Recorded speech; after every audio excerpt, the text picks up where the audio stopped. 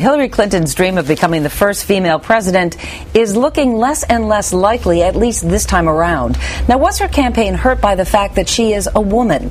Geraldine Ferraro was Walter Mondale's running mate in 1984, the first woman on a major party's ticket for high office. And MSNBC analyst Rachel Maddow hosts her own show on the liberal Air America radio network. Good morning to both of you. Good morning. If we ever had any questions that gender has played an issue in this campaign, just turn to page A9 of today's New York Times. I want to show you this ad. It's by a PAC called Women Count, and it says, "Not so fast. Hillary's voice is our voice, and she is speaking for all of us," and they urge her to stay in this race. We want her to stay until every vote is cast, every vote is counted, and we know that our voices are heard.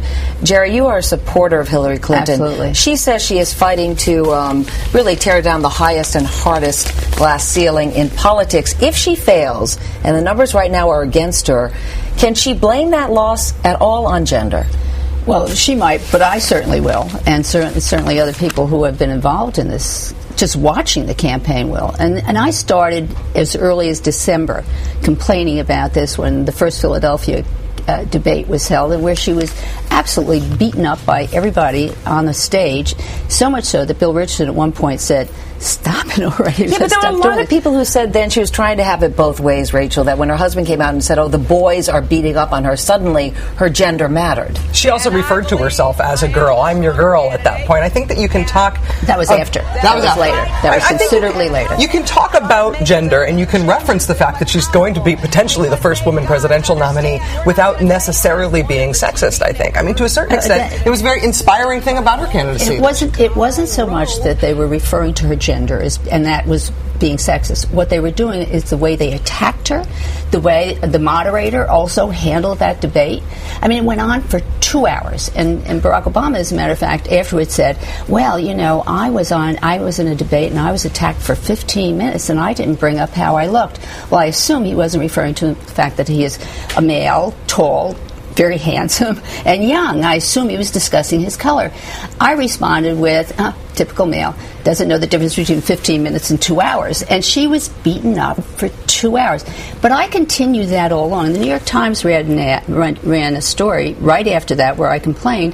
And what happened was I was accused of playing the gender card. What happened in this race is every time you raise the issue and say, "That's sexist in the way they're dealing," you're accused of playing the gender card. We know she's female. Yeah, latent sexism has been around in this country for a long time. In this campaign, it was patent. But you've accused Obama of being terribly sexist and said you may not vote for him if he is the nominee. What specifically has he done that is sexist? I'll tell you several things, but that is not what I said. What I said is what was recorded in the Daily News today, which was, I'm taking my cue from Michelle Obama, who in February of this year, when she was asked whether or not she would support Hillary if she were the candidate and not her husband, Michelle paused for a minute and she said, "I would have to think about that."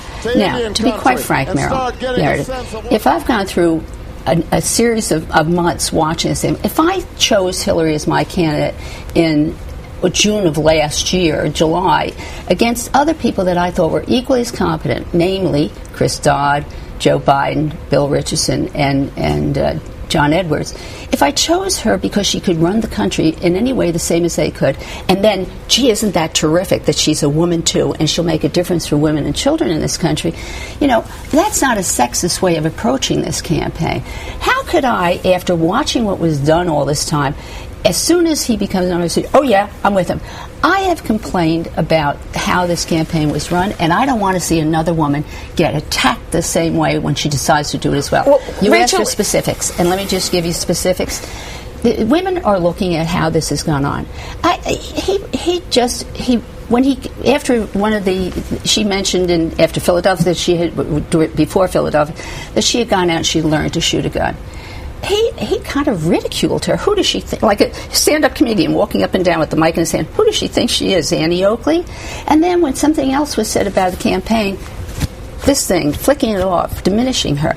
I mean, sorry, that's not done. Rachel, and women don't like that. Is he in trouble with women voters? People who feel this was our time and it was taken from us. Are they going to blame Barack Obama? I think some will. I mean, when you cite those examples, I didn't see either of those examples as sexist. I saw this as him referencing a hip hop video where Jay-Z does that. That's generational. She's had a problem with women. I mean, I don't see this hip hop stuff. Maybe that's cool, and maybe that's why a lot of people are voting for. But I didn't see that. Well, maybe it does. But I think that's important, that our perception is different. That both of us, as women looking at the Democratic candidates, seeing that treatment differently, depending on our own lens. I got to also tell you, my husband will sometimes look at this thing, and if he says something, he'll go, and because it offended him as well. You know, when race became a big issue in this campaign, right after Reverend Wright's comments, Barack Obama gave a public, really a national address, and he dealt with it, you know, head on. Now, should she have done the same thing with gender? I would have loved to have seen it. He did not deal with it head on. And Meredith, there is a real difference in this country. It is not okay to be racist. It is just not. It is almost acceptable to be sexist. When she appeared at a rally up in New Hampshire, somebody held up a sign that said, you know, iron my shirt. Now, suppose somebody had gotten up at a Barack Obama rally and said, shine my shoes. The press would have been on top of that, shine my shoes, and on top of that person saying, what are you, a racist? Nothing done. When Hillary, I barely saw a story on this thing. I think also that it's not only the Obama campaign. It is also how the press has handled this. And I've had numerous arguments with some high-profile friends of mine in the press about this. Well, but if she loses, will it be because she's a woman or because she's the particular woman that she is? I'm giving the rap sign. Depends on who you ask. I mean, I think it's in the eye of the beholder to a certain extent. I think racism and sexism inflect the way we see everybody in this country. Putting a poli-sci quantitative assessment on whether that's the reason why this ended this way, we'll never know. After we have to go, I'm sorry, but this conversation will not end. Long after the election, it will continue. Women, it's also the white voters, the middle class, the people in the hardworking blue-collar workers that are looking at this as well. So. Geraldine Ferraro, thanks for coming in. Rachel Maddow, as always, thank you. Thanks,